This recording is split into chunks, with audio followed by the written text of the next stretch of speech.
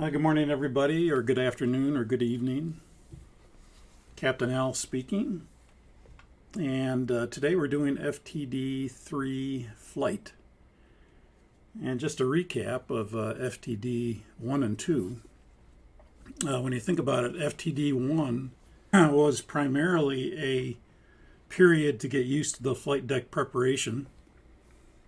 And then period 2 was to get used to the flight deck preparation along with some basic mode control panel understanding of the various roll modes, pitch modes, auto throttle modes, and autopilot modes.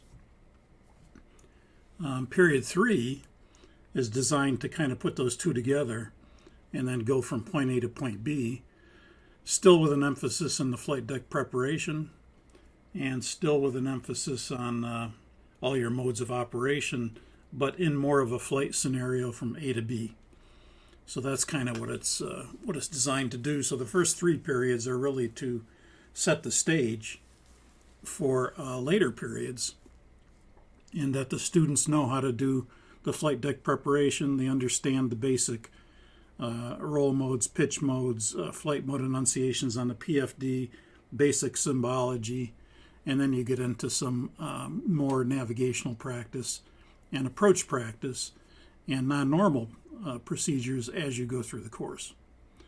So today it's more of a go from point A to point B and put together FTD 1 and 2. So we said that we were going to be in kilos today, so we're in kilograms, we're not in pounds.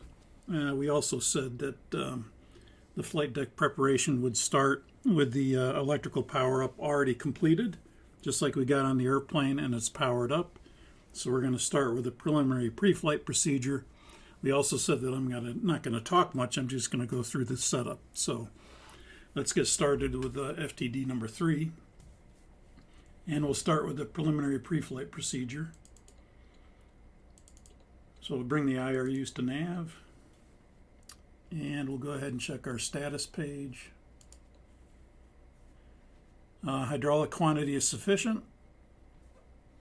The oxygen pressure is good. And the engine oil quantity is sufficient for our virtual airline, which we said was anything 20 quarts or better is good. Anything below, we'd have to get it serviced. And we would have checked our logbook, and we would check our emergency equipment, all of it that we have on board. And then we'll check our P6 circuit breaker panel. We'll check our overhead maintenance panel, guards closed, APU battery. On the start source select, and there's no lights. We'll check the P7 circuit breaker panel, make sure all the circuit breakers are in. Smoke vent handle is in, and the parking brake is set in order to check the brake wear indicator pins. And we'll do the CDU pre-flight, and for those of you that have your paperwork out, so we'll check the model 747-400, the engines are good, the active nav database is current.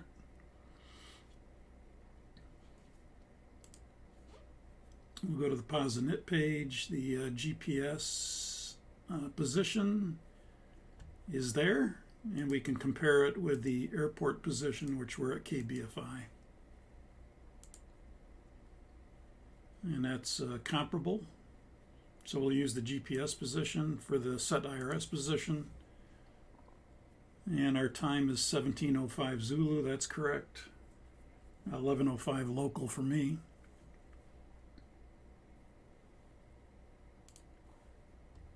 And then our route is going to be Boeing Field, KBFI. And our destination is Moses Lake. Kilo Mike Whiskey Hotel, and again, this is off the flight plan for those of you who are not Patreon members, just to let you know what we're doing. And the flight is Sonic 44. No company route, we're going to enter manually. So the first waypoint on our flight plan is Seattle.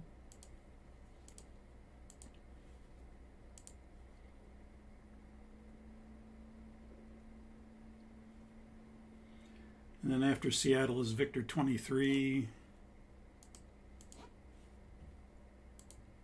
to Battleground, Bravo Tango Golf.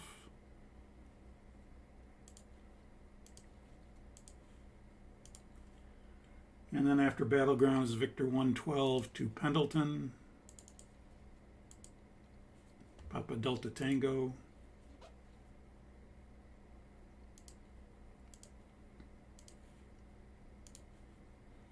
And then after Pendleton is Direct Bacon.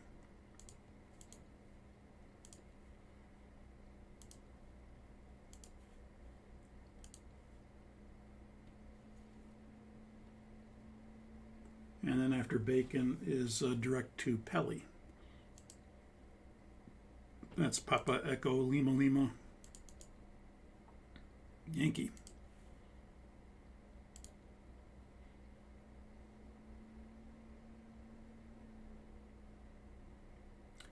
And our departure runway is going to be, we're anticipating that it'll be 14 right.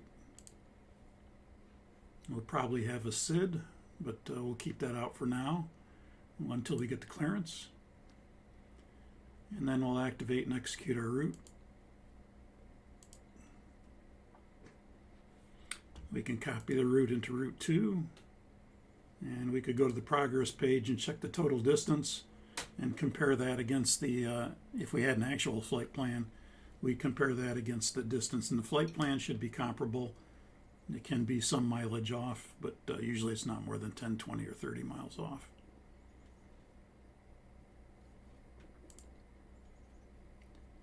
We'll go back to the route page. We'll go to the Perfinet page next. We're in kilos, we said, so we have 68 tons on the airplane. Our preliminary zero fuel weight is going to be 218.2.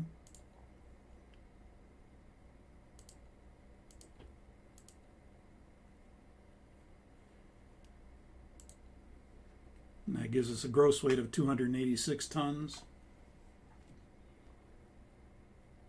And the reserves are going to be 9 tons. Cost index today is 150. And the cruise altitude is going to be flight level 190. Cruise CG, we leave that alone. Step size for our VSM will make it 2,000 instead of ICAO. Thrust limit, we're using TO2 and Climb 2 is our performance, preliminary performance. We can update it on the final when we get the final numbers. And then we'll go to the takeoff page, and we're using NADP2 again. So we'll put in flap 10 is what our performance shows. And the acceleration height is going to be 1,000. Our engine out 1,000. And our thrust reduction will be flap 5. And that's NADP2. Wind or slope, no tailwind, no downslope, so we're going to leave it 0. The runway's dry. We have our V speeds, but it's preliminary, so I'm not going to activate them yet. Not going to make them big. Trim CG, we don't have our final numbers, so we'll leave that alone for now. And we can step through the route later. We still have 4 minutes on the time to alignment. We can step through the route now if we wanted to. I just don't want to leave the page to do that. Okay, so I'll go through the overhead panel. This is nav, standby power is auto, utility buses are on. We'll start the APU. Battery switch is on. APU starting. We have external 1. Main deck handling bus is powered. Main deck cargo handling bus is powered since we're on a freighter. Bus ties auto, generator control switches are on, the off lights illuminated, the drive disconnect switches are guarded, closed, and the drive lights are illuminated. System fault light, hydraulic demand pressure lights, demand pumps are off, engine driven pumps are on, and the hydraulic pressure lights are illuminated. And like we said, anything from the generator control down is lit. Anything from the bus tie switch, there's no lights. APU's up. We'll switch over to APU 1 at this time and APU 2 at this time. And as long as external power 2 is available, the main deck cargo handling bus is still powered while they're loading. Storm switch, we'll leave that off. It's daytime. Lighting is desired. Emergency lights, guard closed, normal, normal, off, off. Fire switches are in, we'd push them in. Discrete lights are all out. Main deck, forward, aft, all switches are off and nothing illuminated. No switch indications. Guard closed, blank indication. Push the start switches in to make sure they're in. We have norm, continuous off, and auto ignition selector single. Auto start switch is on. Fuel jettison panel, the jettison selector is off. The nozzle valves are closed. The guards are closed. Fuel, the cross feeds are all open. Pumps all off. Pressure lights all illuminated. Main tanks 1, 2, 3, and 4. Unless we are using the APU. So main tank 2, in my case, aft is extinguished because it's being used for the APU. And again, depending on the airplane, it may be 2 and 3 that are extinguished. Nacelle anti-ice switches are auto. Wing anti-ice is auto. You may have the push button switches, in which case you check that they're off. Window heat on. Wipers off. Washers are off and they're spring loaded off. Lighting, all the lights are off. Supernumerary, guard closed. IRUs are still aligning so the in-op lights are illuminated. Outflow valves are open. The manual selectors are in auto, which is switch off. Middle position here, which is spring loaded. Auto selector is normal. Don't need the fan on the flight deck today. It's nice and cool on the flight deck. And zone reset is blank. Trimmer switch is on. These are all fine as is unless we need to adjust them. Equipment cooling is normal. High flow switch is off. Aft cargo heat switch is off. Packs, we'll bring them on. We'll check that the pack reset switch is out. It's momentary action, no light. Isolation valves are open. No valve lights illuminated. The system fault lights are extinguished. The APU switch is on. All the bleeds are on, but the off lights are illuminated since the PRV, the HP, and the engine bleed valve are closed. Lights here, we should have the nav lights. They probably should be on. And everything else should be off at this time. We could do an indicator light test if we chose to. And we'll go down to the first officer's panel. Get a little bit of light on the subject here. So we'll bring up the outboard CRT. We'll bring up the panel lights. It's a little dark.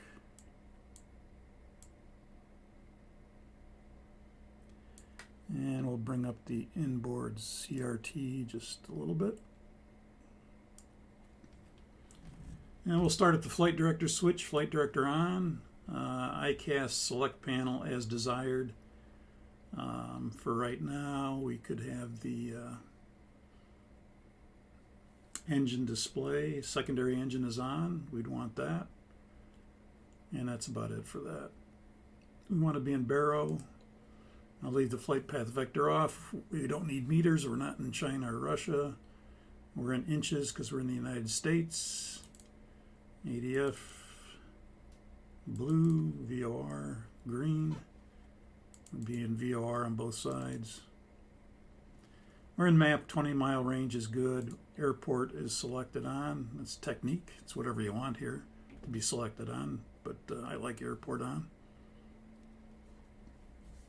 And we'll go to the expanded. It's in full 360, but we'll go to expanded mode. Lighting as desired, we already did that. We'll go down to the oxygen panel, check the oxygen, check the foot and shoulder heaters, and then come up through the instrument source select switches and make sure they're all 12 o'clock. Clock, lapse time's going, we can blank that. GMT time is good. The clock is running. That's all good. IRUs are aligned, so we can check the PFD, blank toga toga, FD, 8 degrees, pitch up, wings level. Mode control panel initial power up is 200 north and 10,000. That's good. We're parked at 30 knots. Ground speed 0. Radar altimeter is -8. That's all good, and there's no flags. They have a no V speed because the V speeds have not been made big yet. The altimeter is anticipated to be 2994, so we can set that. Or we could wait. Whoops, wrong switch. Let's go down here. Here we go. 2994 is what the ATIS shows, or what the weather package shows for our flight plan right now. We haven't got the ATIS yet, but we do have a weather package that has all that information in it. And that's about it for the PFD. We're normal. ND, no flags, ground speed 0, TCAS off displayed, that's good. We're in the expanded mode, that's fine. GPS is being used for the FMC position. 3 IRSs are being triple mixed for the FMC inertial position. And then that's going to be updated by GPS. Got VOR, that's fine. We have a runway selected, 14 right, extended center line going out this way. I think it's 14.2 miles out this way and the other way. You can see Seattle is being auto-tuned probably on the NavRad page, so you have a needle here that's displayed, and that's the, like we showed last week, that's the tail of the needle. Track and heading are the same right now at 332 or magnetic, that's fine. So that all looks good. We'll come over here and check our display brightness, that's fine. EIU's an auto, heading reference is normal, FMC is left. Alternate flaps are off, the arm switch is off, landing gear lever is down, we have a down indication. Alternate gear, extend, nose and body guards are closed. And these switches are off. Override is not shown in the switches. This is a momentary action switch. It's out, no lights. We'll check the ICAS.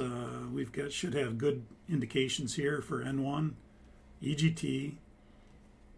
The APU is running, so we have good duct pressure. Fuel on board is 68.3 tons. Gross weight 286.5. That's all good. We could check our secondary ICAS. N2, fuel flow, oil pressure, oil temperature, oil quantity, and engine vibration. Now we also check the status page and look at it again just to make sure everything's good. Hydraulic quantity, APU's up and running, oxygen pressure still good. You have flight control indices and indications on all our displays. And again, basically you're checking that nothing's missing. Check the messages. 1, 2, 3, 4 shutdown. Some doors are open. Brake source. We don't have an active brake source. Barrow disagree because I set mine. He doesn't have his set yet. Fuel pump 4 forward. We're going to have fuel pumps on. We can go ahead and cancel that page. And no messages here. We'll leave it blank at this point. So that all looks good. CDU, assuming I did the pre-flight, that's fine. And I will go to our radios and make sure they're on. In data for the center, observers as required or as desired.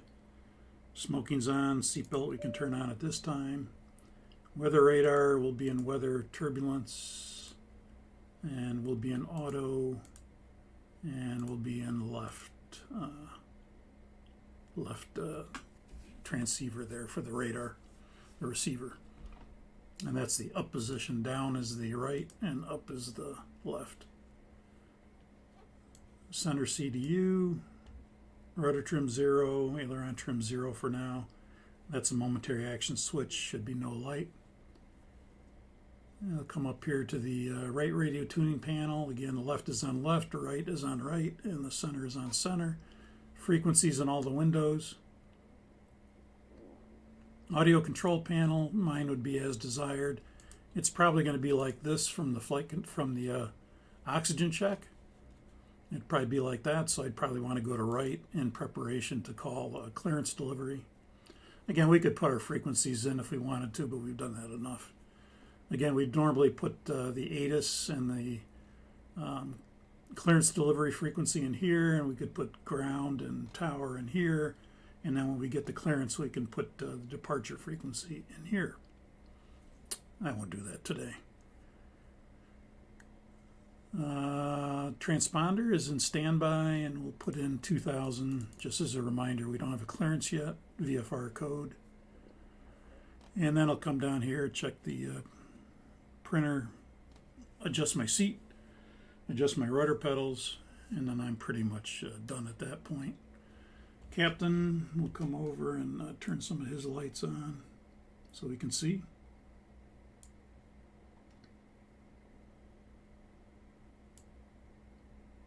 We'll turn up the inboard CRT, get that terrain off again. And we'll turn up the panel lights.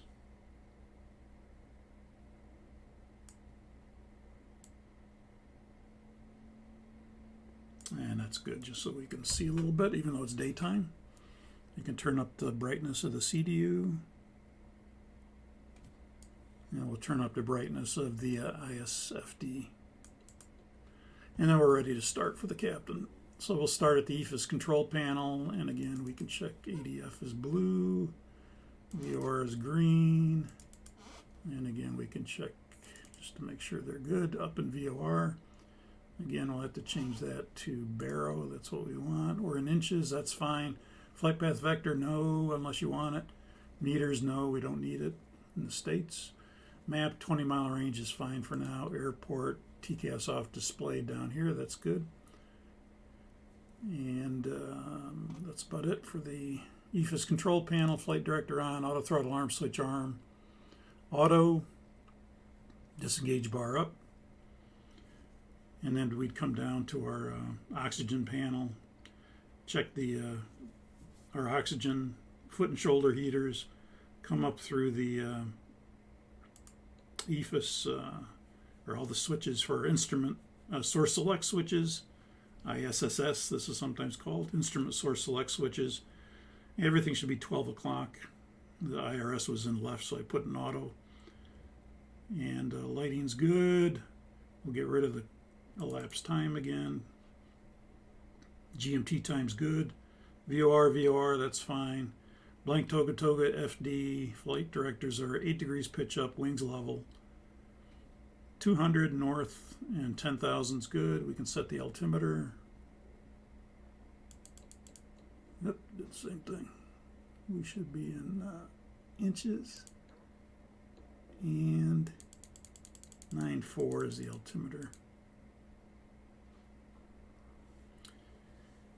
And we have no flags, ground speed 0, 30 knots parked, radar altimeter -8. And everything looks good on the PFD. Normal, that's good. Ground speed 0. Again, no flags, TCAS off displayed. GPS IRS3 is for the position. VOR, that's fine. Everything looks good on the ND. ISFD, parked at 30. Altimeter 2994. The approach indications are not displayed. That's good. Brake source is fine, a little bit off 3000, but bled off a little bit. Brake source lights illuminated, that's normal because you have no active brake source. And the RTO on the auto brakes. We can go ahead and check the what the FO put in, if he was the one to put it in. Assuming that he did put it in, or he or she put it in, we'd check the model number, engines, active nav database is current, position initialization, the GPS position should be the last position, and the UTC time is correct. We'll go to route, Boeing Field, Moses Lake, Sonic 44, and we go through the flight plans, Seattle, Victor 23 to Battleground, Victor 112 to Pendleton, direct Bacon, direct Pelly, that's good. Again, if I wanted to verify the route, then I'm going to go to Plan, and I'm going to put my range where I want it, and then I can step through the route. And at the same time, if I wanted to, I would take the flight plan and compare the courses and distances from the flight plan against what I have on the legs page. I could step through the route first and then do that, and I could step through the route, quickly, just to make sure this looks good. The magenta lines connect and to the waypoints, and there's no anomalies in the database. And you can see as I step through, O'Neill's is in the center of the ND, and now Malay's in the center of the ND, and Kuga is in the center. And then you can see we're going south, but then we're going to take a turn to the east, and we'll go Battleground to Pickery, to Carby, to Klickitat, Lima Tango Juliet, to Veku, to Agpay, to Loams, to Ecod, to Foddup, to Pendleton, to Bacon, and then to Pelly, and then to Moses Lake. If I go to the next page, it automatically will go, the center step prompt will now go back to Seattle. You can see that. And again, I could take my flight plan now and verify that the courses and distances are correct between the waypoints all the way through for the verification of the route.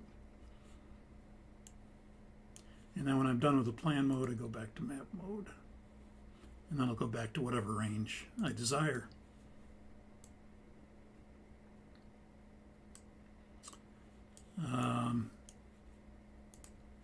Then we could go to the performance initialization page. We'll check the zero fuel weight, fuel on board, gross weight, reserves, cost index, cruise altitude that the FO put in, step size, that all looks good. Our preliminary shows TO2 and climb 2, that looks good. And I'll check 1,000, flaps 5, flap 10 takeoff. All these look good. Dash lines, thrust limit means the pre-flight has been completed. And again, I've checked what the FO put in, and it looks fine to me at this point.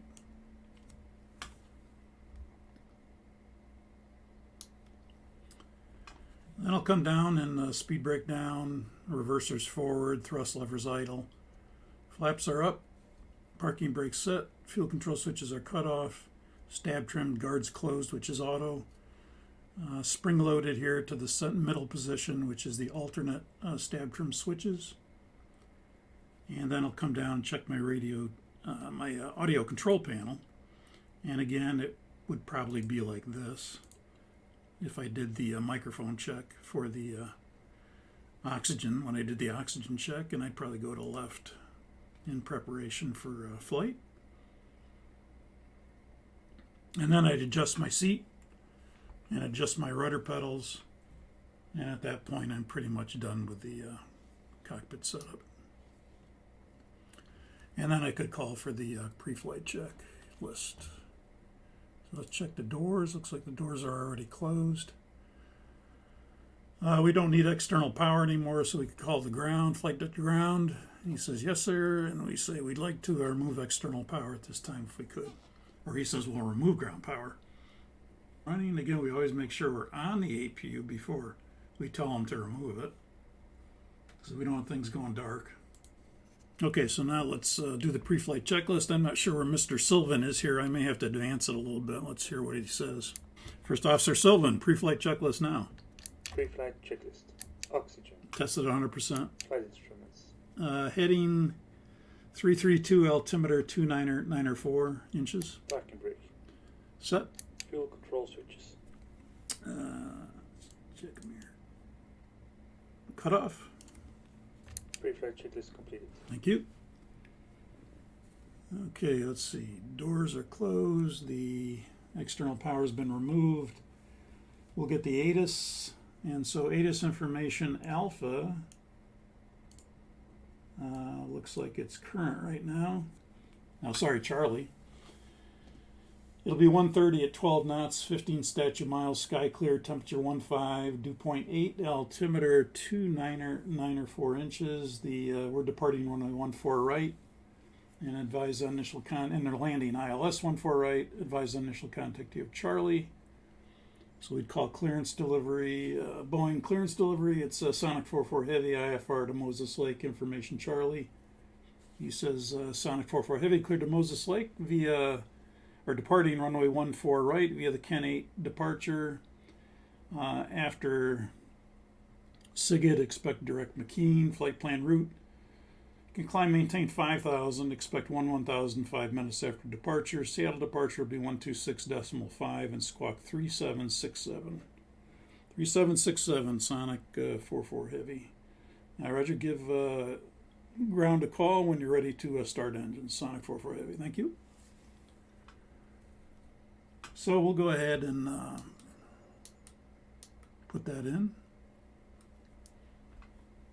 And we're departing runway 14 right again.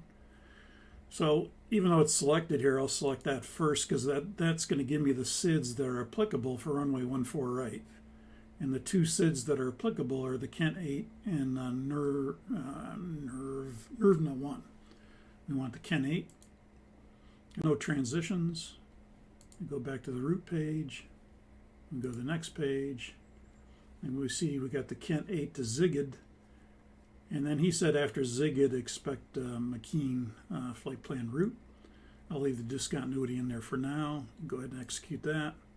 We'll go to legs page and then check after Zigid. There's McKean. And he said expect that. So he could always modify this and give us direct McKean sooner. But right now we're expecting it after Zigid. And so we'll bring McKean to the scratch pad and we'll put it in the boxes. And that'll kind of tie that up. We can always modify it if we need to. Now we're cleared to 5,000, so we'll get rid of the 2,000 foot restriction. We don't need to comply with that. And we'll execute that. And so we have the Kent 8 departure then off of runway 14 right.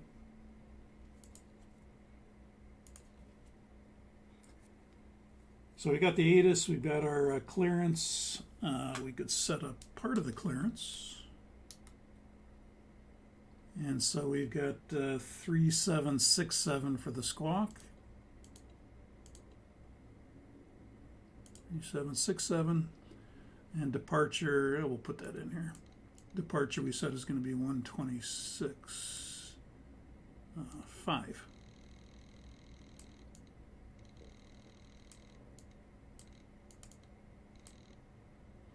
$26.5, and again we'd have ground here, tower here, or ground here, tower here, and then the other company stuff, ATIS and stuff over here. We got our final numbers, and it looks like there's no change on the zero fuel weight, so we could go check it. 218.2, no change there. And the CG for today's flight is still 25. So we'll go to the takeoff page and put in the CG at 25%. That'll calculate the trim. And it's at 5.0 again, 5.0. V-speeds, we can activate them now since we have our final numbers.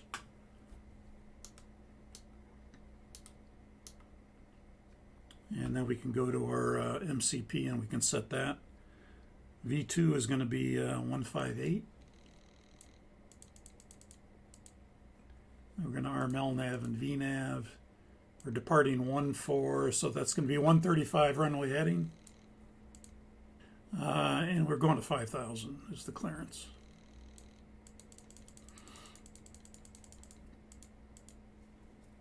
So that's all good. Okay, once we got our ATIS, we got our clearance, we put in the final, we got our final numbers, we set the MCP, we can brief. So this will be a left seat takeoff, departing runway 14 right. Come out of the Boeing ramp, we're going to be taxiing via the Boeing ramp to Bravo 1. There's a hot spot at Bravo 1. We'll be vigilant about that. but we've been here many times, so we know where that is. 1-4 right is 10,000 feet long. We're going to be a TO2 thrust takeoff, be a flap 10 takeoff. Anything up to 80 knots, call it out. If we need to reject, I'll call out reject. I'll bring the thrust levers to idle, disconnect the auto throttle, manually extend the speed brakes, and then bring out the reversers. The runway is dry, so I'll apply reverse thrust on all operating engines. You note the speed, call the tower, tell them we're rejecting the takeoff, and then I'll bring the airplane to a stop on the runway. At that point, we'll assess whether we can clear the runway or not. If we can't clear the runway, we'll stay on the runway. We'll get out the crash fire rescue equipment and fight any fire, whatever we need to do at that point. If we can clear the runway, we'll clear the runway, and then we'll get taxi instructions and take it from there, or have somebody come out and check the airplane. Above 80 knots, we get into the high-speed regime, so the only thing we're going to reject for would be a engine failure, engine fire, any fires, severe damage, predictive wind shear, or unsafe aircraft configuration. As we approach V1, we're more likely to continue the takeoff. At or above V1, we will continue the takeoff.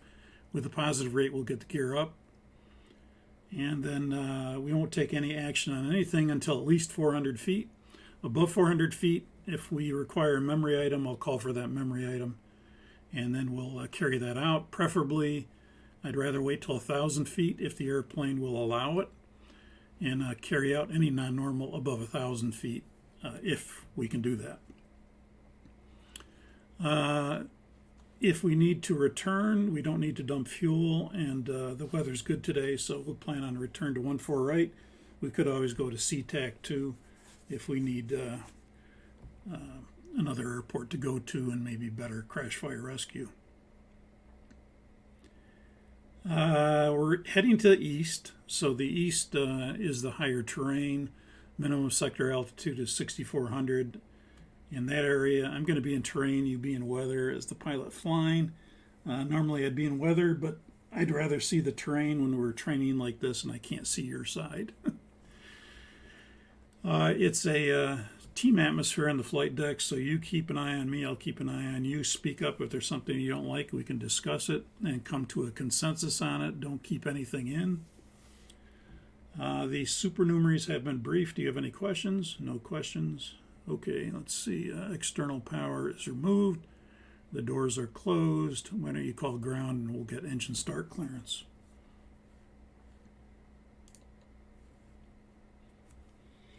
Boeing ground, Sonic 4-4 Heavy. We'd like to start engines at this time. Sonic 4-4 Heavy, roger. Cleared to start, and give me a call when you're ready to taxi. Cleared to start, and we'll call you ready to taxi. Flight deck to ground, go ahead. Hey, yes, sir. We'd like to pressurize hydraulics at this time. Cleared to pressurize hydraulics. Okay, before start procedure. Okay, EPU2 is on.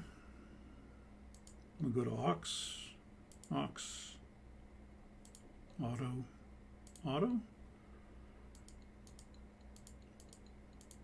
Turn on the fuel pumps that contain fuel. Nothing in the center, we're not going to turn those on. Cross feeds are open. Beacons on both.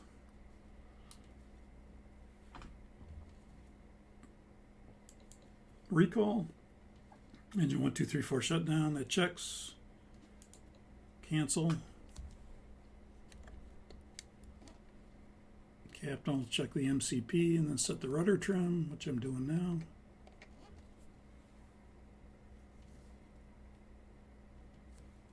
And before start checklist. Before start checklist. Flight deck door. Not required in this case. Passenger signs. On. MCP.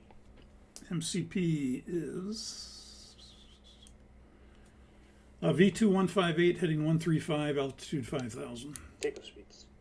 V1-135, VR-143, V2-158. CDU pre-flight. Completed. Trim. 5.0 units 0 and 0. Taxi and takeoff brief. Completed. Beacon. Both. Before start checklist completed. Okay, thank you. And flight deck to ground, we are ready to start all engines. Cleared to start all engines. Start 4 and 3. Clear on 4 and 3. Thank you. Okay, start 4 and 3. Backs off. Starting 4 and 3.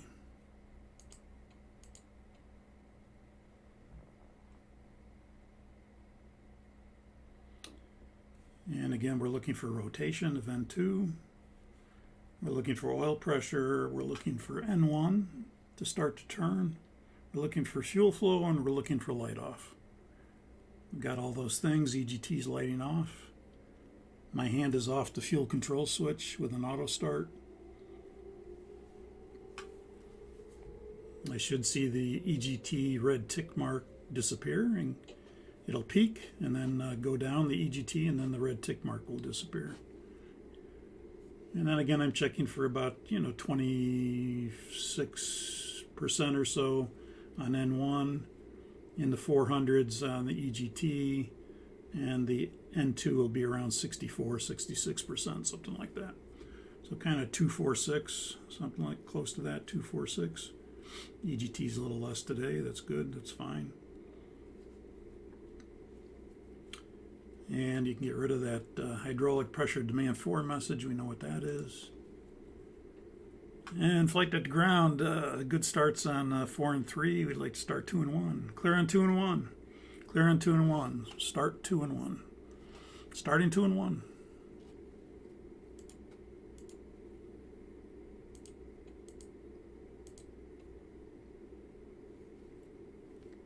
And again, we're looking for rotation, oil pressure,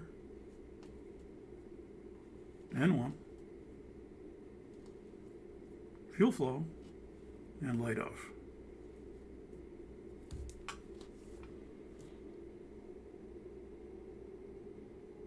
Remember, the auto start handles everything on the start except for no oil pressure or no N1.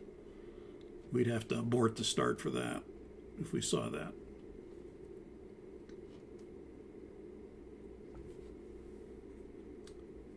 Yeah, we know what that ICAS message is. Go ahead and cancel that. Flight deck to ground, we have 4 good starts here. Clear disconnect, show me the pin on the left side. Roger, clear disconnect. We'll show you the pin on the left side, and have a good flight. We'll see you next time. See you next time. Bye-bye. And before taxi procedure. So the APU's off, demand pumps to auto 1 and 4. Desalination ice, we don't need it today. We're at a good temperature, 15, no visible moisture, so not required. Aft cargo heat's on, packs normal.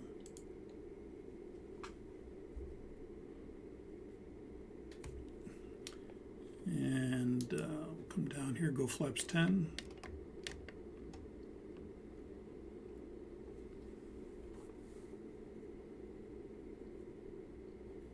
And we'll bring the transponder to transponder for the taxi.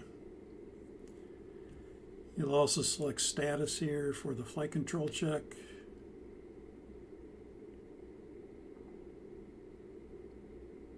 And the captain will call for a flight control check. Hey, by the way, you don't have to wait till the flaps get to 10 to do the flight control check. They could be in transit and you can do this check. So you'd have 3 up, 2 down on the right.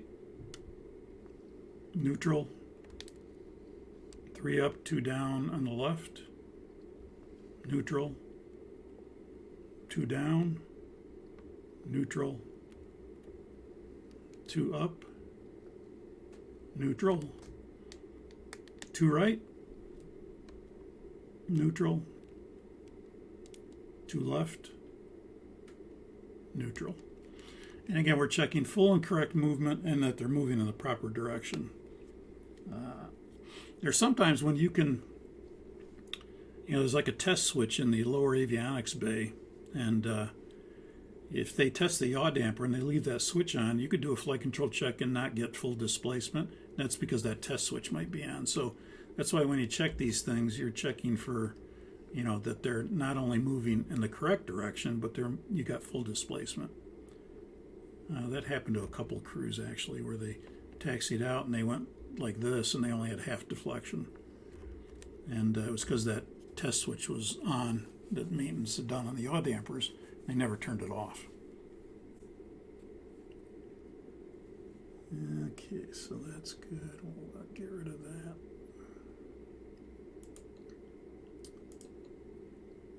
Like that. And then we'll do a recall. And then the captain would call for the before taxi checklist. Before taxi checklist. MTIs. Auto. Recall. Check. Auto brake. RTO. Flight controls. Check. Fan equipment. Clear left, clear right. Before taxi checklist completed. Thank you. Let's get a taxi clearance. And we'll turn the taxi light on while we're here. Taxi light on. And taxi clearance. Only ground, Sonic 44 Heavy taxi. Sonic 44 Heavy, roger, taxi to runway 14 right via the Boeing ramp to holding point Bravo 1. Holding point Bravo 1 for Sonic 44 Heavy. I'll bring the range down a little bit just so I can see during taxi.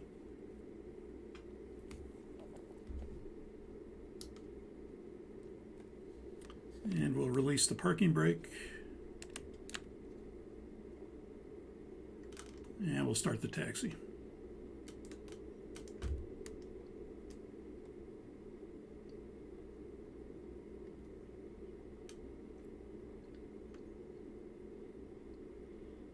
Again, usually if you're in an FTD, you're not probably doing this because you can't see. And there's no tiller usually. And there's no rudder pedals, depending on the FTD. And if you're 787 FTD, that may have rudder pedals and tiller.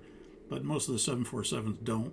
So you have no real, you don't even have a control column. There's no rudder pedals, no control column, nothing. So normally you would just go through these procedures and then he'd put you at the in position on the runway. But in this case we can kind of do it, so why not do it? Okay, no change in the clearance. We're flying the Kent 8 departure to 5,000. After SIGID, we're expecting direct to McKean. And again, flap 10 takeoff, TO2 thrust. No changes in the emergency actions. I'm going to be in terrain, you be in weather.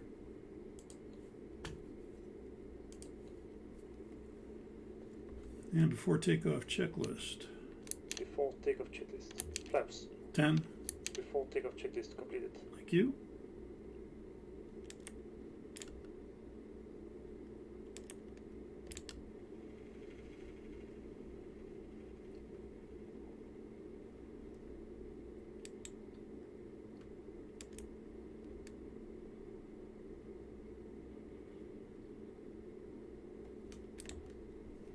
Okay, you can, I see 14 right. I see the runway signage for 14 right. You can call them and tell them we're ready for departure.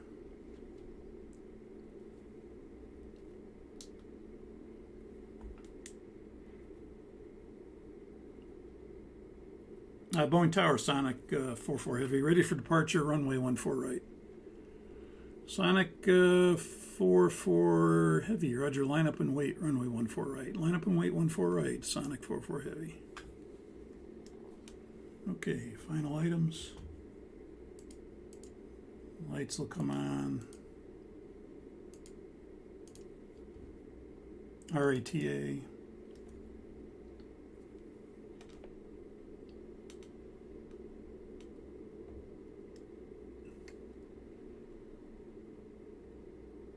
Again, I see 14 right. The approach area is clear. And I see 14 right signage. I see the markings on the runway for 14 right. The map agrees we're on 14 right.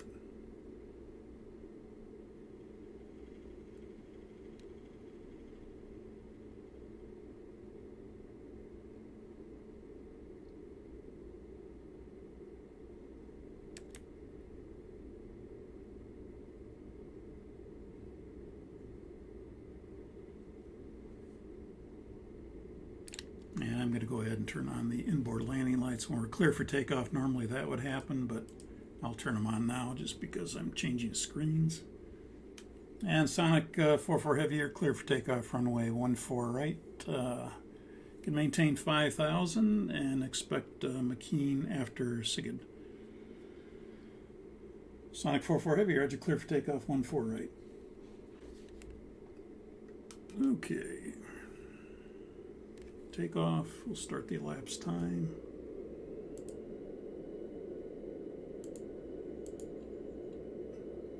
Please get that set or not. Yeah, we'll worry about that.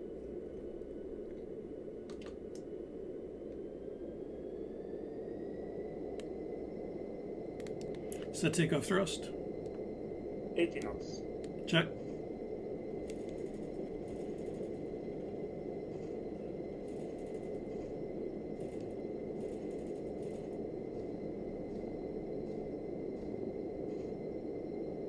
V1. Rotate.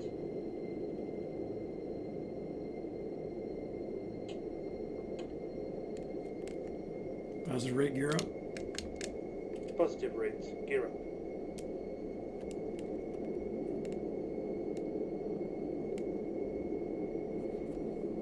Okay, left autopilot command. Thrust ref VNAV speed.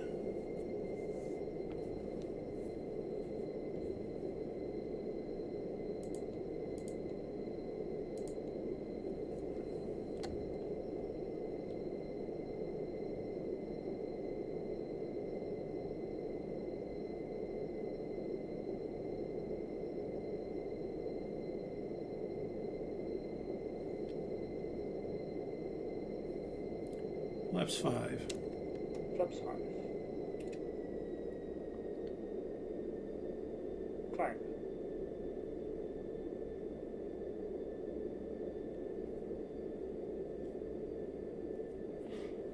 You can see in this case, this has the auto selection to VNAV climb page.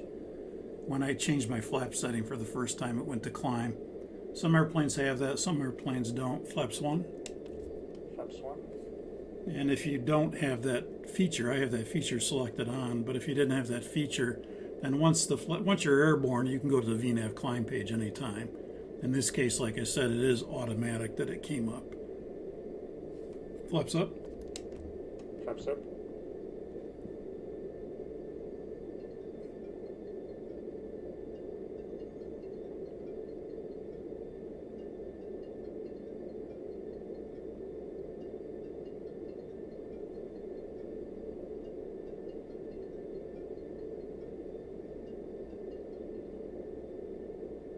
After takeoff checklist. After takeoff checklist. Landing gear. Up and off. Flaps. Up. After takeoff checklist completed. Thank you.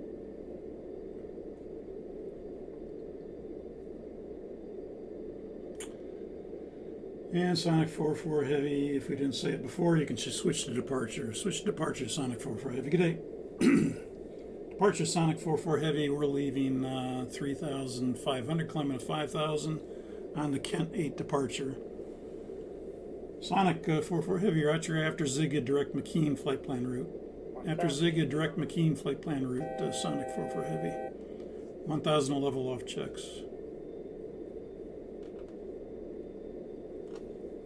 Speed VNAV out.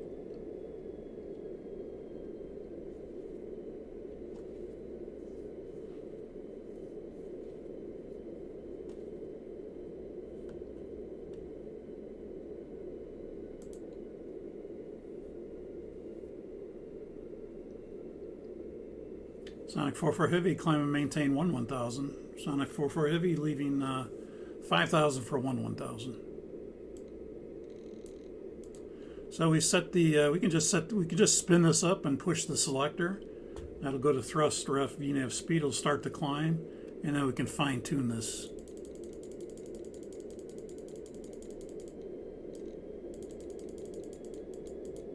One 1,000, 1,000, checks.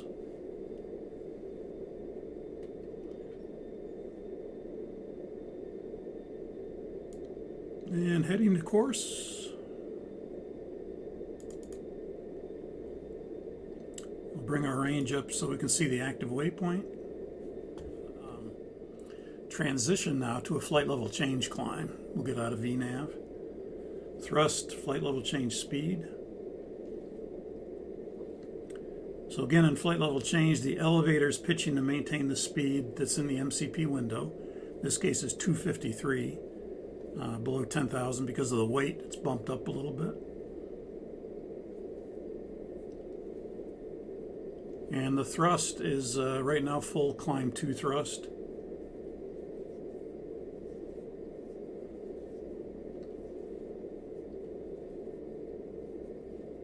In this case, it's probably not going to reduce the thrust here because it's so close to 1/1000, and to get you there in 2 minutes. We were in VNAV, we had full reference thrust. It's not necessarily going to power back unless we had a lot further to go here. 1,000 feet below. So leaving 10,000, we have to, in flight level change, we have to set our speed manually. So we'll now set that to 333.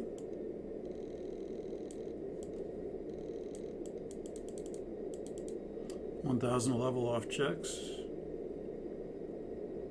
Speed out. Notice again when you're not in VNAV, the altitude light bar will illuminate, the speed light bar will illuminate. If we were in VNAV, these would not be illuminated, but what counts is what you see here, speed out. This is what counts, what's on the FMA. And again, auto throttle, roll mode, pitch mode. Sonic 44 Heavy, contact Seattle Center now on 120.3. 120.3, Sonic 44 Heavy. Seattle Center, Sonic 44, we're level 1-1000. Sonic 44, roger, climb and maintain. Flight level 190. Climb and maintain, flight level 190, Sonic 44. Once you're on the center like we are, you can drop the heavy designation. And only in the terminal area with approach and tower and departure do you have to use that. We'll go flight level change.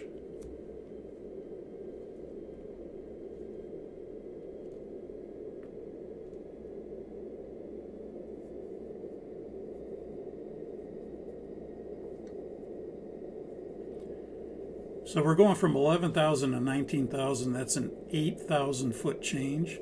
So flight level change will attempt to get you there in 2 minutes. So that would be about a 4,000 foot rate per minute climb.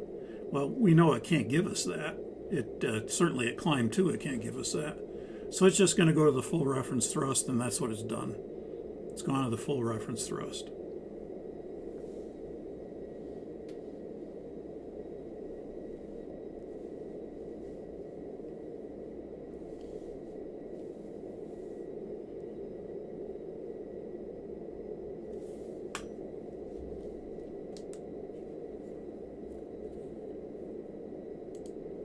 And typically he'd be on the legs page, the pilot monitoring. I'm pilot flying, so I'd be on the climb page right now.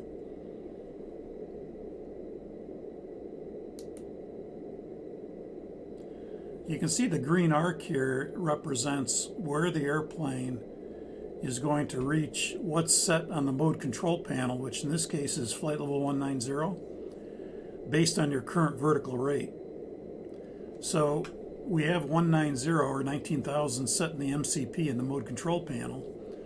Our vertical rate is telling us that we're going to cross our route at that vertical rate at this point, and you'll notice it intersects with the top of climb circle, which is predicting where we're going to be at the top of climb, and the top of climb is our cruise altitude, which is 190. So right now they both line up as they should.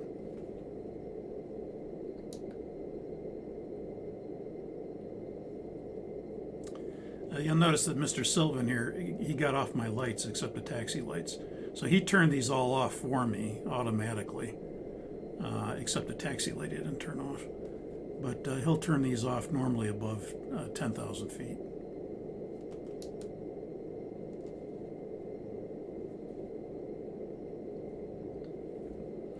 You can see Olympia here is being auto-tuned on the NavRad page, is one of the radios, and whatever is down here is being auto-tuned as well.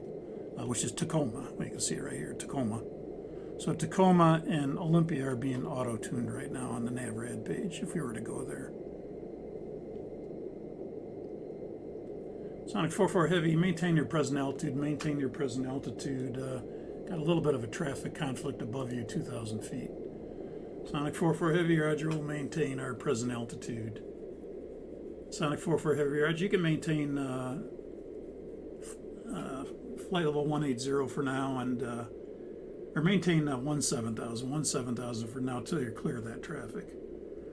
17,000, Sonic 4.4 Heavy. So we pushed altitude hold. That'll at least get the airplane somewhat leveled off. It wasn't that critical because he's 2,000 feet above us, and we can go to flight level change to go back to 17,000.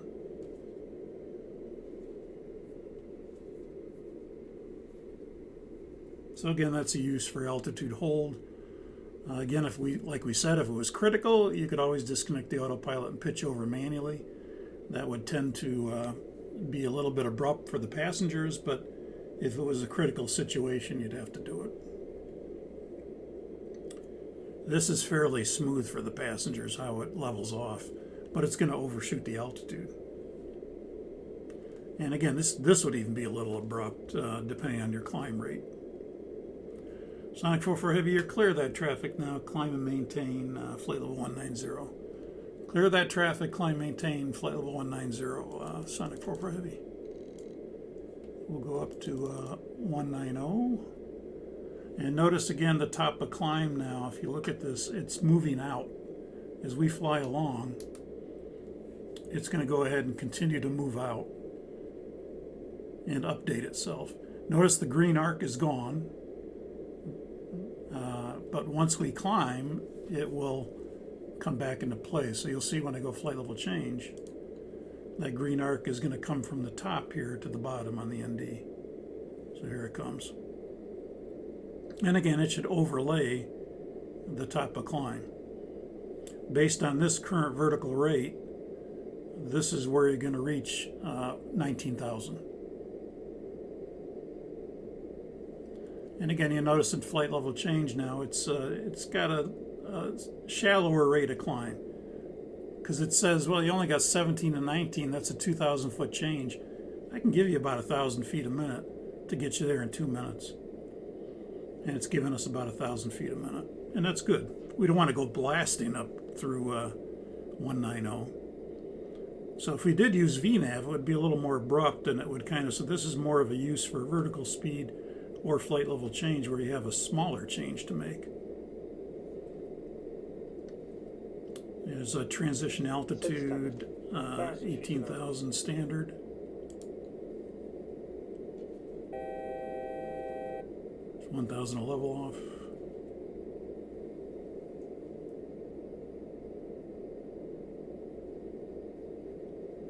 Let's transition to a vertical speed climb now. And let's do it at, let's see if we can get it. We'll get it 500 feet a minute here. Speed, vertical speed. Again, you'll notice the little magenta tick will denote what you have set on the MCP, which we have 500 feet a minute set.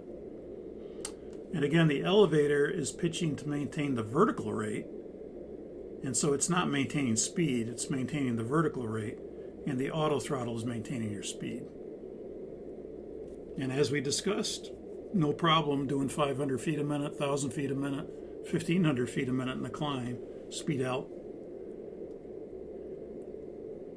But if you misuse vertical speed, you could not control your speed, and like we said, there is no protection in vertical speed, and that's the main problem. Okay, we're turning, so we'll go heading a course.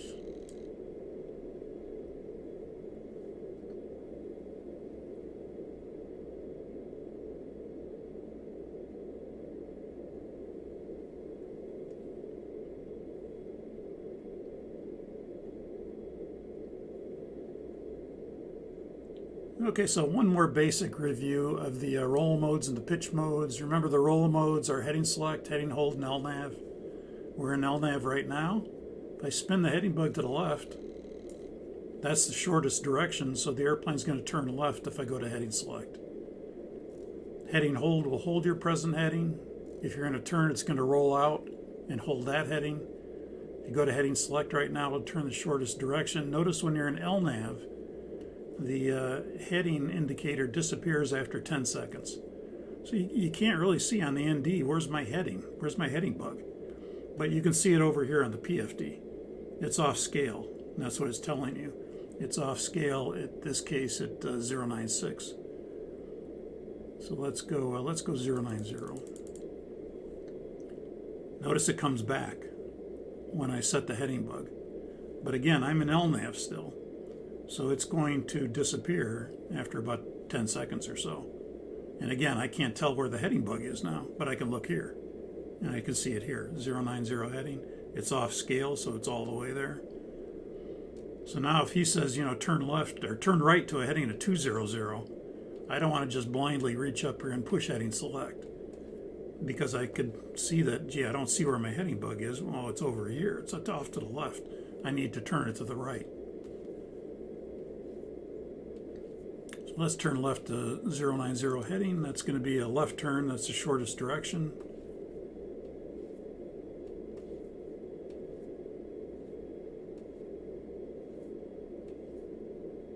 If we push heading hold right now, it's going to just roll out and hold our present heading. Remember, this is the track. The track is 142. The heading is 145. And you got this crosswind, right? 211 at 34 knots. So that's why this split here. Split between the track and the heading. So I'm going to, at a heading of 130, I'm going to push heading hold. So there's 130 heading. I'll push heading hold. Airplane will roll out, wings level, and then hold that heading. Notice the heading does not go back to 130 where I pushed it. It's going to stay here at 126. 122 track and about a 126 heading. And if I wanted to fly heading to 120, then I could set my heading bug to 120 and push. We'll go back to 090. And again, notice if you spin the heading bug back, it'll stop the turn. And then go back the shortest direction, which is a right turn.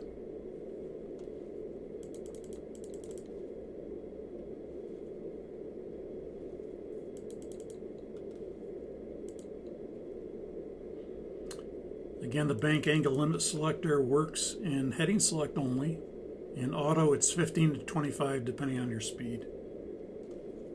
Right now, with a higher speed, it's going to limit the bank angle a little bit more, 15 degrees. And we're going to rejoin the airway here to battleground, so we'll just push LNAV. LNAV will arm in white, and then LNAV is going to capture when it gets approximately 2.5 nautical miles from the route. And that depends on closure rate and speed and intercept angle as to where exactly it intercepts. In this case, it's armed to intercept, and when it does intercept, LNAV will go green and replace heading select, and then there'll be a green attention box around there for 10 seconds.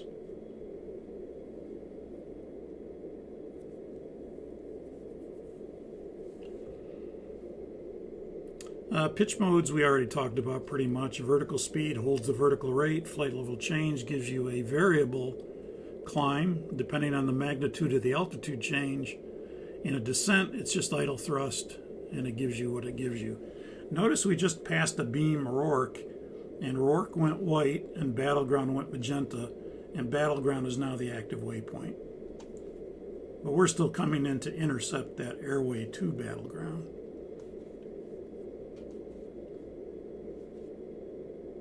We'll let it do that, and it's going to turn back to Battleground. So you'll see here when LNAV just captured, green attention box for 10 seconds. Airplane turns back. We can spin our heading bug back to course. And notice it's anticipating that it's going to have to make this turn at battleground, so it intercepted and now it's turning a little bit before battleground. It doesn't necessarily overfly battleground. Now we don't have for those Airbus people, we don't have an overfly way to do that. If you needed to overfly battleground, you'd have to go to heading select and actually fly over battleground, then turn. Because this will lead to turn a little bit. And it'll turn inside of battleground. Airbus has, I think, a overfly thing that they can do, and they'll overfly. They can make it go right to battleground before it turns. But this will lead to turn a little bit.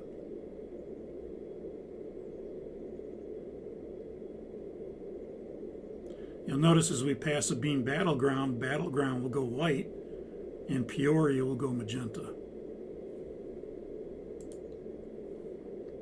And there it goes. Battleground's white. Peoria is magenta. It's the active waypoint. Notice battleground is being auto-tuned. That's why it's green here. It's being auto-tuned by the FMC. And if we go to the NavRad page, you might even see that it's being route-tuned. Now it's still being auto-tuned. It may have been route-tuned before when we were heading to battleground, because that was part of our route. And you could see an R here indicating it was route tuning. Okay, let's talk about the display management a little bit. We said we'll stay on the captain side here. We said the display units, when you're in normal here and normal here, the normal display on the outboard DU is the PFD. The normal display on the inboard DU is the ND. And that makes sense. That's the way we want it. If the outboard DU display unit were to fail, the PFD is protected, so it will automatically move to the inboard display unit. And so let's go do that. I'm going to go up here to do that. There's no malfunction actually in the AeroLinks that does that. So I'm going to go to the circuit breaker here. And we're going to pull the outboard display unit circuit breaker. Let's see, where is it? PFD left. Okay, so I'm going to pull that. That'll make the outboard display unit fail. We'll go back down. And notice the outboard DU has failed. The PFD is protected, so it automatically moved to the inboard display unit. And again, without us doing anything, it's protected. Now, of course, if you want to look at the ND, which was normally here, you're going to have to move it. But we can move the ND to the lower CRT. The lower CRT is the lower display unit. So if we take the switch and we move it to ND, now the ND would be down here, and the PFD would be here. And you'd have the same thing as you had here, it's just diagonally now. Also, if we had weather radar returns, to control the brightness of the weather radar returns down here, remember we said that it would be this inner switch right here. The outer switch is for the display. The inner switch is for the weather radar returns when the ND is down here. And that's the case we have.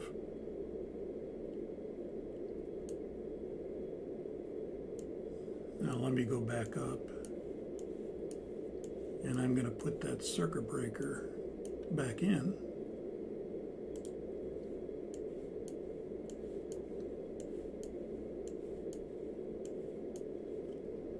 And you notice when I put it back in,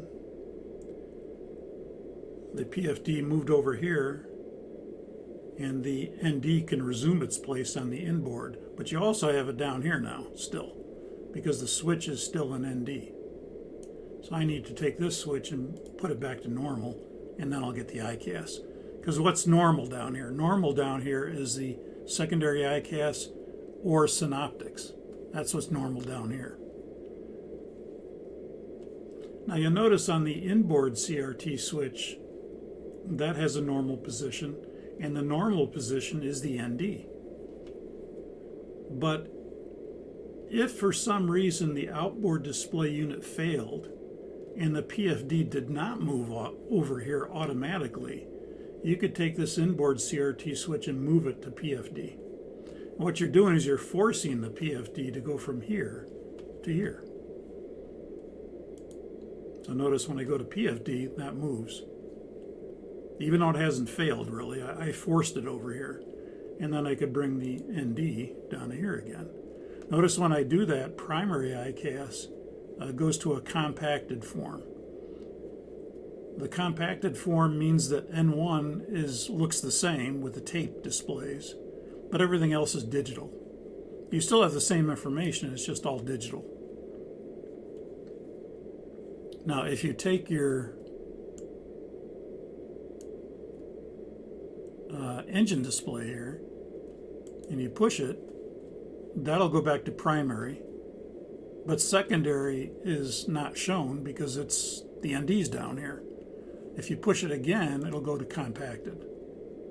So if you just want to watch primary, you just do that. If you want to see the secondary displays, but the ND is down here, you're going to select the engine again, and now you can see all the displays. But you know, there's not enough real estate here to show everything, so it has to compact, and it does that by going digital instead of having the little tape displays kind of thing.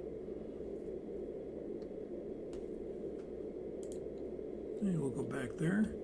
We'll go back to normal here on the inboard CRT, and that means the ND can resume its place. The PFD can move back where it was. We'll go back to normal here, which means that the ND that's down here can now go away, and secondary ICAS can resume its normal place. And now we're back to normal.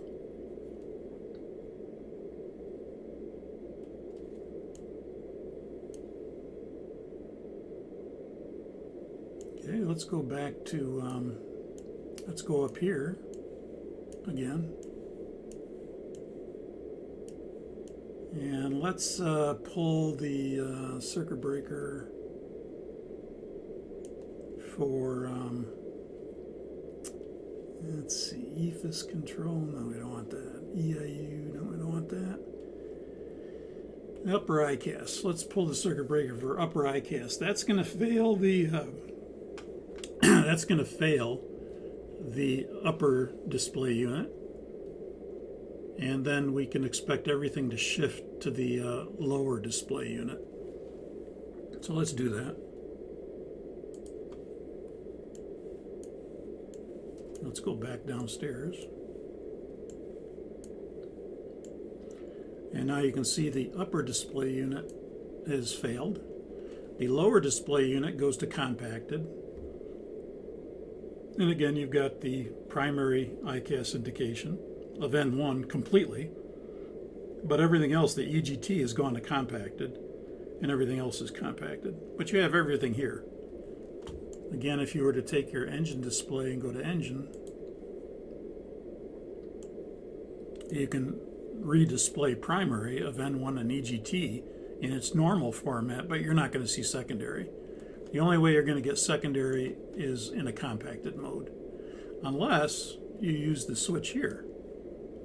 So you've got some switches here for the ICAS. And you'll notice that if this is in primary, on the inboard CRT, we can select ICAS to the inboard CRT. So if we bring this to ICAS, you'll notice now we have primary here, and we have secondary here, in their normal format. Primary, so instead of being up and down like this, they're diagonally. But that's because we lost this screen. And if I wanted to look at it completely, this is how I could do it. If I don't really care, I could always look at this compacted. Not a problem, I can still see the indications.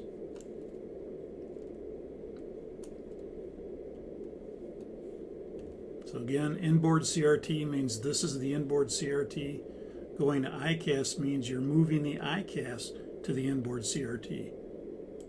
So we go like that. Primary here, secondary here. And again, instead of up, down, it's this way, diagonally. Yeah, let's go ahead and switch the circuit breaker. Let's push it back in. That's the upper ICAS. Yep. Push it back in. Let's fail the lower ICAS.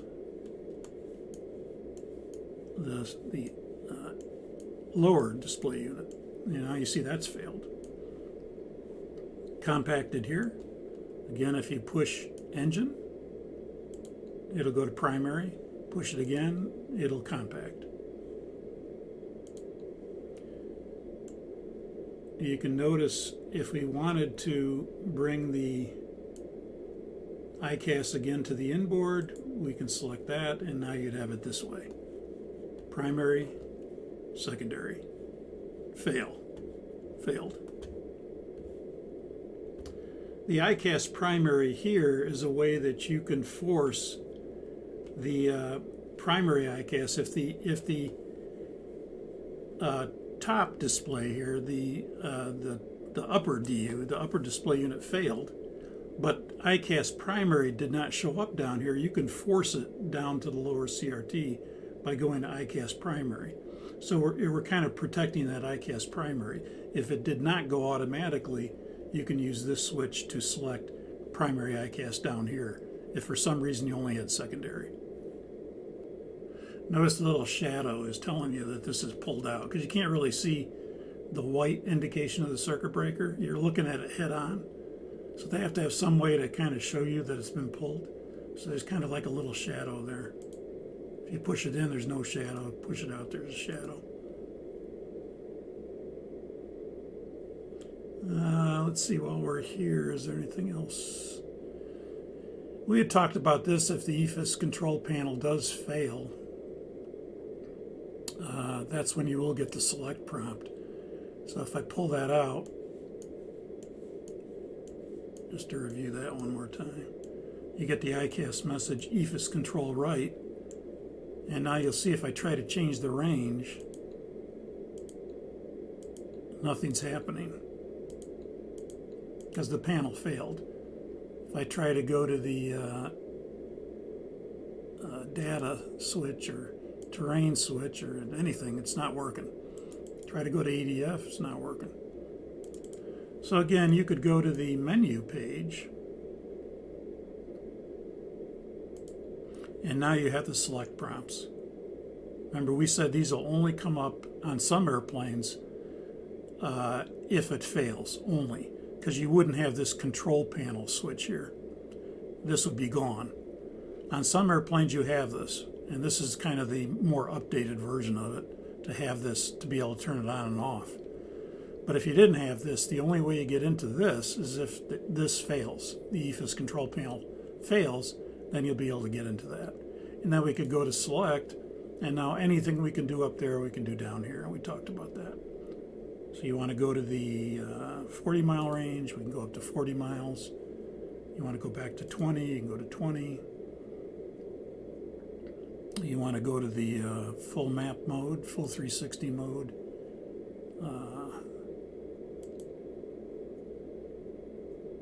You can go map, and then you can go center. If you push center again, it goes back to expanded. Push it again, it goes to center. And we talked about this. But just to show you that one more time, mainly the select, how this select only comes up when it fails. If you didn't have this. Now, even if you have this, they'll still come up when it fails. But the advantage here is you can select it on if you wanted to and control things from the EFIS control panel or ICAS control panel.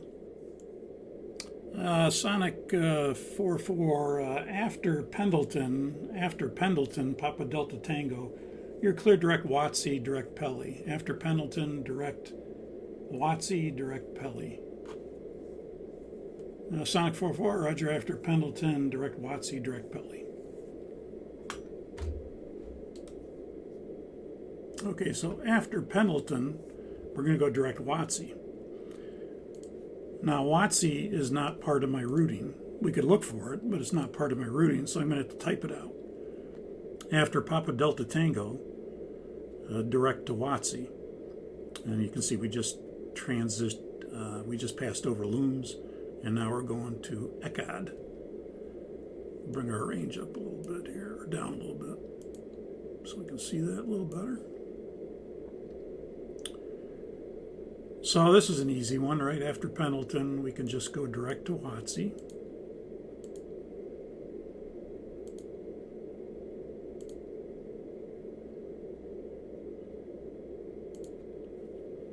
And where does it go? After Pendleton, just like it sounds. After Pendleton, direct WotC.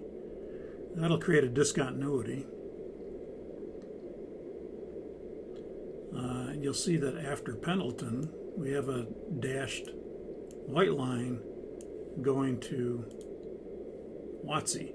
All we're doing is bypassing Bacon, basically. After Pendleton, direct WotC. Now, I don't have to execute that right away because that's not the active waypoint. I'm going to Pendleton, so there's no real hurry on this. If I was changing the active waypoint, I would want to execute, verify, execute, and get going to the active waypoint, and then do everything after that if there's a clearance. But in this case, we got time here. You know, we're going to Pendleton, and then after Pendleton's direct WotC. So I really have time to do the rest of this modification and not worry about running out of time. But if it was the active waypoint that was being modified, I'd want to get going to that first and then do the rest of the clearance later, if it was a big clearance. So after Pendleton, direct WotC, and then the clearance was direct Pelly after that. So Pelly, I know I had that's in my route. So I can go get Pelly, page 2, line select at the scratch pad, make sure the scratch pad is blank, and then go back to page 1. And then after Pendleton, direct WotC, direct Pelly. So I'm going to close the discontinuity. And then all that's going to do basically is bypass Bacon. Bacon's gone. And you can see that it's not active yet because I haven't executed it. But once I execute it, this will go solid magenta, and Pendleton to Bacon to WotC segment will go away. And is that complying with what ATC told us to do? They said after Pendleton, direct WotC, direct Pelly. Yeah, that checks. So we'll go ahead and execute that. We'd ask, how does that look? Looks good. Execute. And there we go. And that's what we want. Basic route modification. Again, heading to course.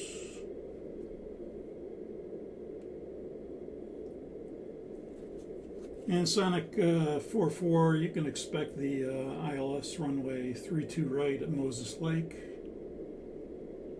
The current weather. Let's see what the current weather is.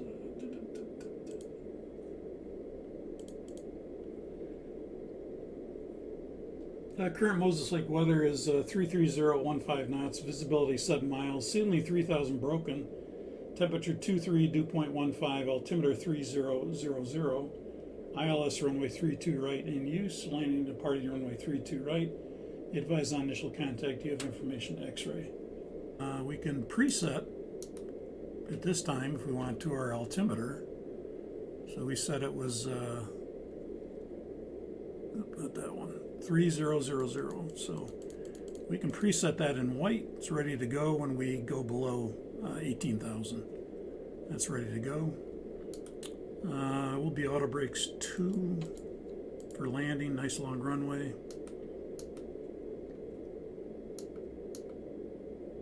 And let's go here so you can see it. We'll go departure arrival. We got Moses Lake arrivals. That's what we want. ILS 32 right. We'll select that.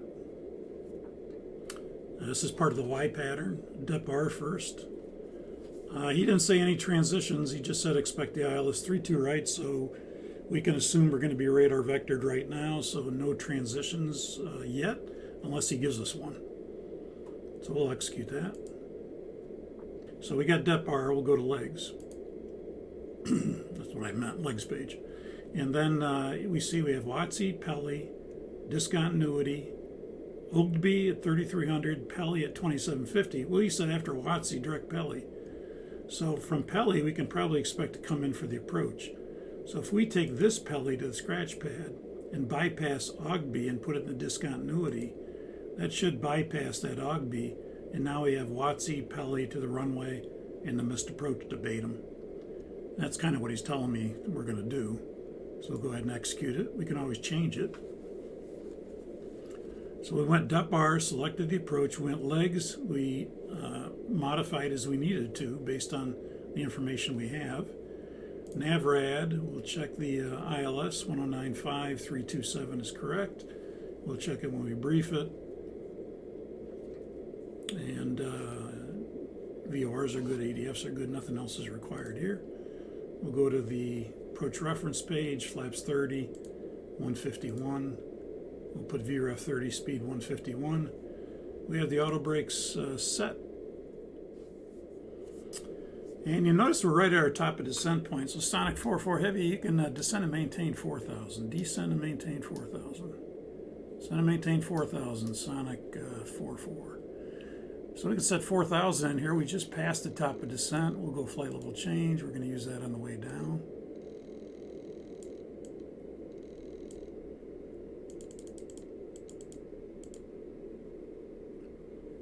And we're starting down. Notice when you pass the top of descent point, we have the vertical deviation indicator show up. Looks like we're right on the path as we descend, but we're not in VNAV. So we're in flight level change, so it's not necessarily going to track this path.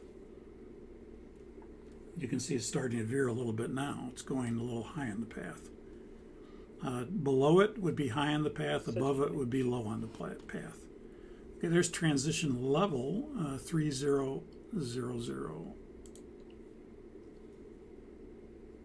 I'm gonna freeze us here for a second, just so we can brief.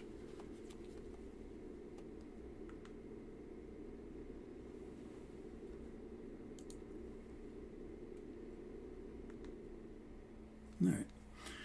So I'm going to switch over to the approach chart now. Let me get that up. Moses Lake, 14 May 21, 11-1, ILS 32 right. 1095 is the localizer IMWH.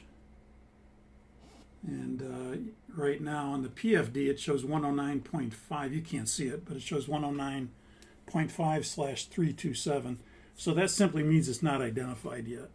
When it identifies, it will show this IMWH, and that means it's been identified. But right now we're too far out for it to identify. But that is what we had on the NavRad page, 109.5, and the front course was 324. We'll be crossing Pelly on the glide slope at 2748. We're going down to a decision altitude of 1367. That's a 200-foot height above touchdown. Minimum sector to the east is 3,300, to the west is 4,200.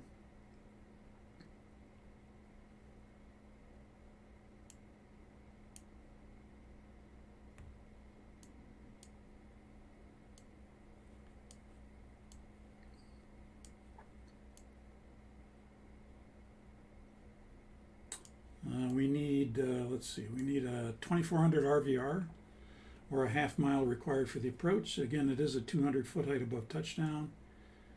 We're looking for a PAPI on the left side, Malzer approach light system. In the event of a missed approach, how do I get this down? Oh, there we go. In the event of a missed approach, is climb to 1,800, then a climbing rate turn to 4,000. Outbound on the Moses Lake VOR radial 054 to Batum intersection and hold. Continue climbing, hold to 4,000 or as directed by ATC. Batum is out this way. We're going to make a right turn and via outbound on the Moses Lake radial 054 to Batum intersection, which is 9.8 off the Moses Lake VOR, and we'll have that, of course, identified as a waypoint. You know, in this whole procedure should be an LNAV being able to fly this. You'll notice also they could give us an alternate missed approach, which would be to Ephrata, but if they don't say anything, they expect us to go to Batum. If they say use the alternate missed approach instructions, then we'd use this one, Ftd. And we'd have to modify the CDU. The notes here say EDF or DME is required. Use a local altimeter setting. If not received, use the Ftd altimeter setting. VGSI and ILS glide path not coincident. Pilot control lighting 1825. The tower's not there. Okay, so we're going to go ahead and set our minimums. I'll move this down a little bit. Again, they're 1367. So let's go back to the flight here. And let's see, we're going to unfreeze the simulator. Okay, simulator's unfrozen. We're going to set our MDA to, which is our DA, on the baro. We're going to set our baro to 1367 for minimums.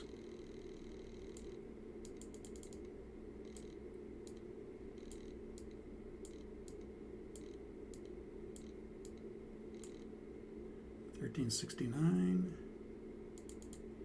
1367 is set for minimums on the baro.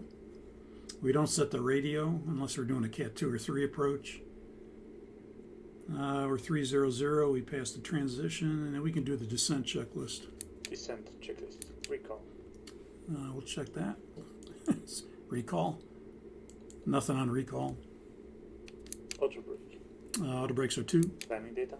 VREF 30 is 151, minimum is 1367. Approach briefing.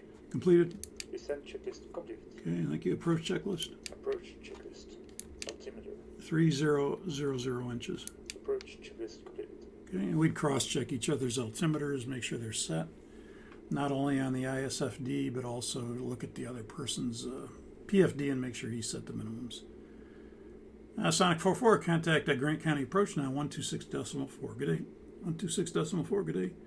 Grant County, it's Sonic 44 Heavy, we're approaching Watsy. For Heavy, roger, turn left heading 290, passing Watsy. Left heading 290, passing Watsy, Sonic 44 Heavy. Okay, so we'll bring the selector here to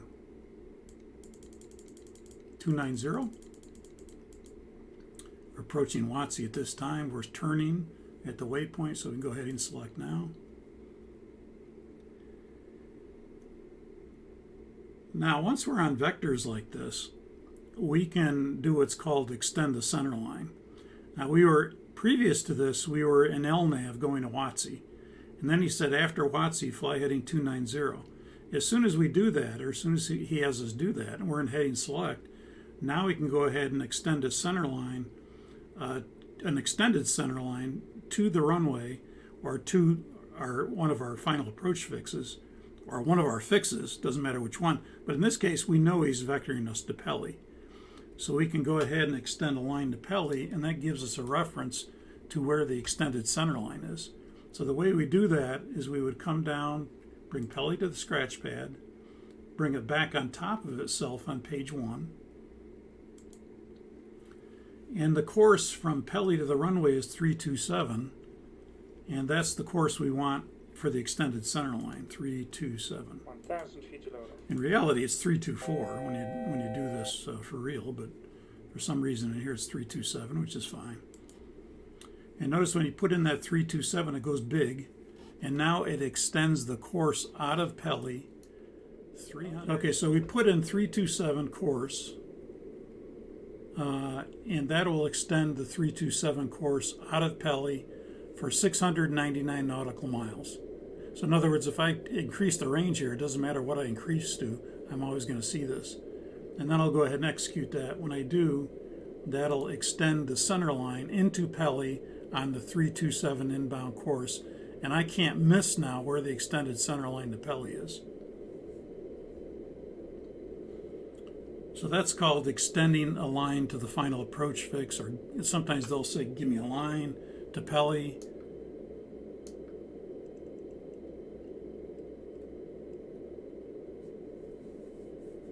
And Sonic 4-4 Heavy, expect to turn through the localizer for spacing. Sonic 4-4 Heavy, roger.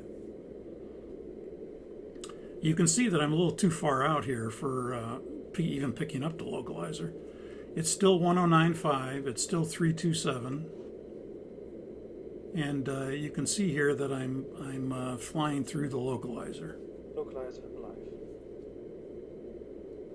Okay, and I'm so busy talking, I made a real blunder here. We were descending a flight level change, so I need to slow down to 250. So that's me yakking and not seeing that we hadn't slowed down. So if we rewind a little bit, as we approach 12,000, I should have spun this back to 250. And then slowed to 250, because right now I'd be violating 250 below 10,000 feet. And that's a no-no. So we'll bring the speed back to 250. And where you do that is right around 12,000, 11,500, somewhere in there. Because the flight level change will not slow you down. You have to slow yourself down. And so around 11,500, if you brought this back to 250, by 10,000 you'd be at 250. And you'd be complying with a 250 below 10. Unlike me, who just violated it. Now we'll go down to 240 here. Okay, let's see. We did the descent checklist. We did the approach checklist. And let's see how far out we are from... we could go to progress page here. I could go to progress page. He'll stay on legs page. And I can see I'm 19 miles from Pelly. Okay, Sonic 4-4 Heavy, turn right now to a heading of 360. Right turn 360. Vectors for the ILS 32 right. Vectors ILS 32 right, Sonic 4-4 Heavy.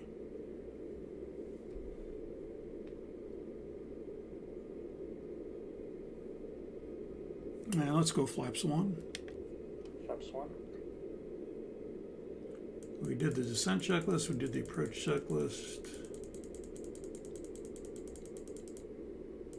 And we'll set flaps 1 speed.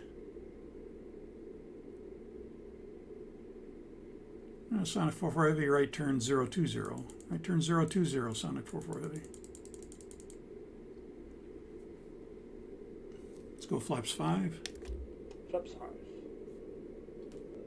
Sonic 4-4 Heavy, descend and maintain 2,800.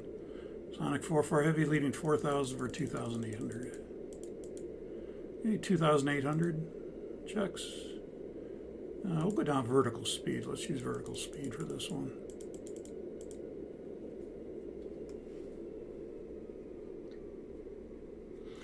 Sonic 4-4 Heavy, you can maintain 200 knots till 5 miles from Pelly, and then resume normal speed.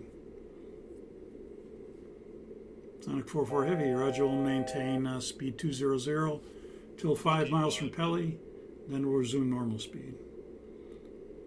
Radio altimeter alive.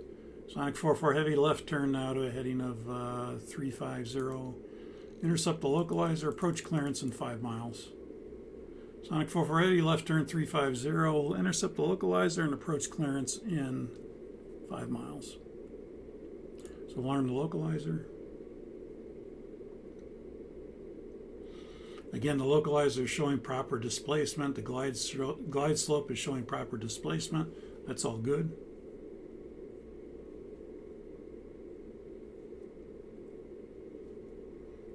Alt.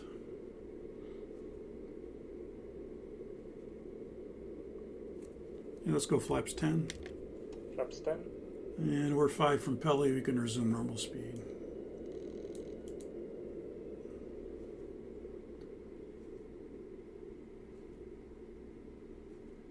Localizer alive.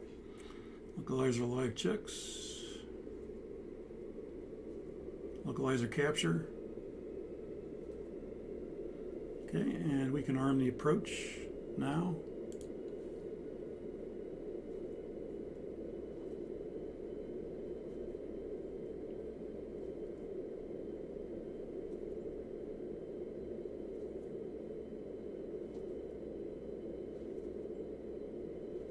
Glide slope alive. Glide slope's alive, checks. Let's go gear down, flaps 20. Gear down. Flaps 20.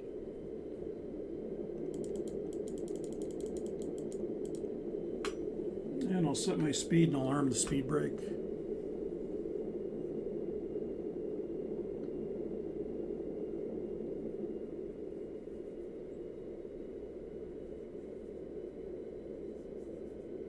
Glide slope capture, flaps 30.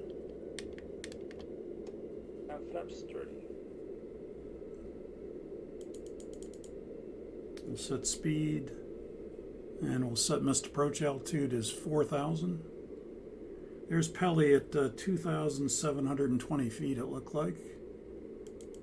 Missed approach altitude is 4,000, so we set that at glide slope capture. –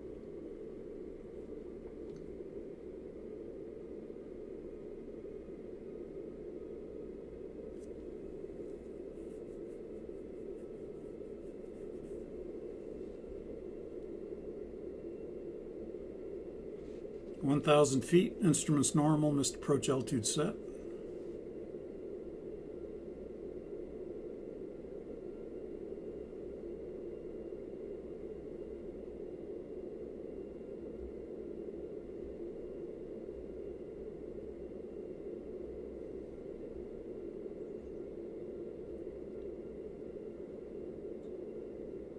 Here comes 500 feet, land 3.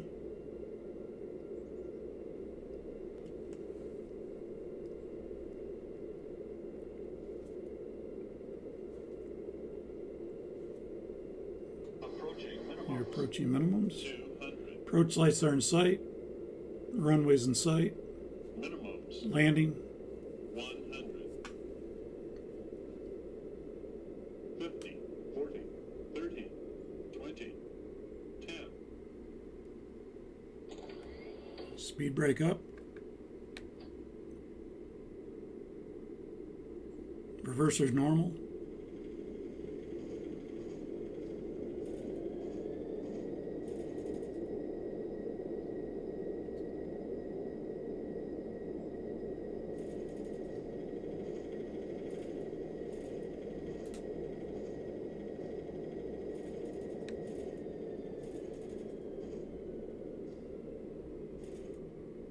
$60 knots. Check.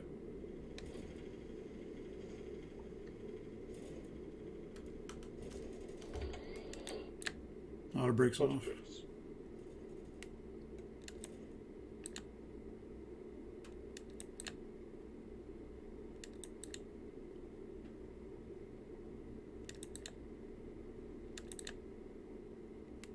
I'll tell you what else we didn't do. We didn't do the landing checklist. Landing checklist. Speed brake. Armed, Landing gear. down, Flaps. 30. Landing checklist complete. Yeah, we didn't do that either. Okay, so to clear the runway, you have to disconnect the autopilot.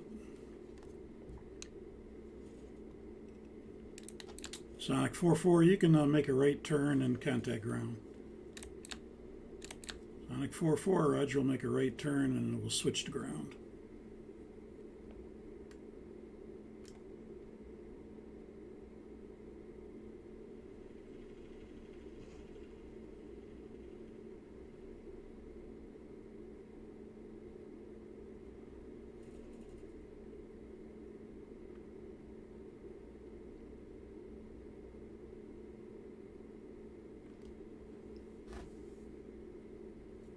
Grant County ground, it's a Sonic 4-4, taxi the ramp.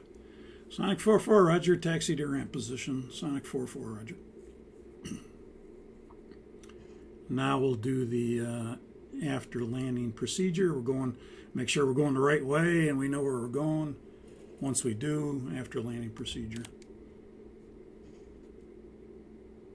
You know, bring the airplane to a stop here just so we aren't going to keep rolling.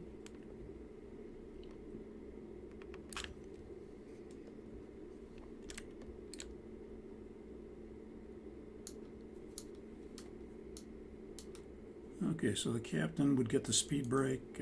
I had advanced the thrust levers. When these were out, to get the auto brakes off, I just advanced the thrust levers a little bit, and that'll stow the speed brake lever too. But I'd go speed brake, and terrain, and auto brakes. That's all I do as the captain. Yeah, we're moving again. Stop it. Okay, so the FO will do the after landing procedure, which is to start the EPU. Bring all the lights off. We could we'll keep the taxi light on. We'll turn the strobe light off. You don't need that on. Want to get our weather radar off. We'll come down and bring the flaps up. Make sure the captain has put the speed brake lever down. You just look over there to make sure. And then we'll bring our transponder to transponder for the taxiing. And after landing procedure complete.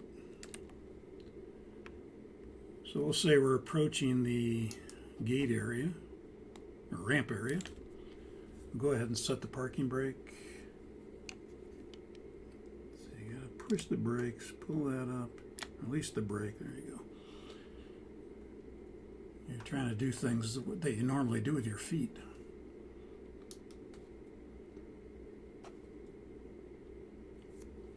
Okay, we'll reach the gate area, then we'll do the shutdown procedure.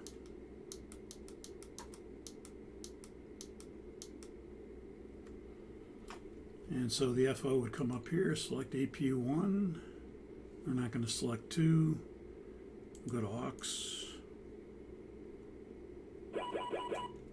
Off, off, and off. And then that's the cue that the captain can shut them down. So the captain's going to go 1, 2, 3, 4. Shut them down. And then he'll come up and get his flight director switch off. And the FO will get the seatbelt sign. And then come back upstairs. And I'll get the fuel pumps. And he'll get the beacon off.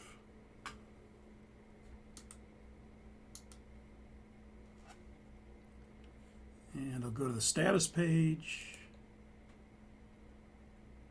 and check for any status messages that would come up. And then I'll go to the transponder to standby. And then we can set 2000 in for the next crew. And ground to flight deck. Yes, sir, go ahead. Shocks are in. Shocks are in, thank you.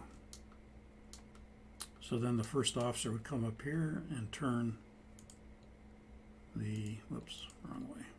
Turn that to off, from aux to off. And then the captain will release the, you'll see it here, I can cancel these so you see it. We'll release the parking brake, if desired. And shutdown checklist. Go back up here. Shutdown checklist. Hydraulic panel. Set. Fuel pumps. Off. Flaps. Let's go back downstairs. Up. Parking brake. Released. Fuel control switches. Cut off. Weather radar. Off. Shutdown checklist complete. Thank you. Securing procedure.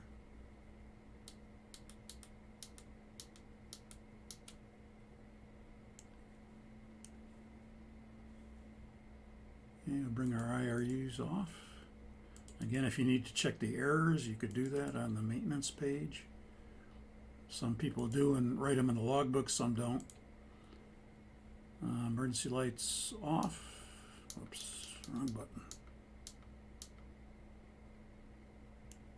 I have cargo heat off and packs off. Securing checklist. Secure checklist. IRSs. Off. Emergency exit lights. Off. Packs. Off. Secure checklist completed. thanks to the flight. Okay, and then we'll leave it like that. We're not going to do the electrical power down. And now we'd finish up whatever items we need to finish up in the logbook and garbage and stuff like that. And then and then from there we leave the airplane.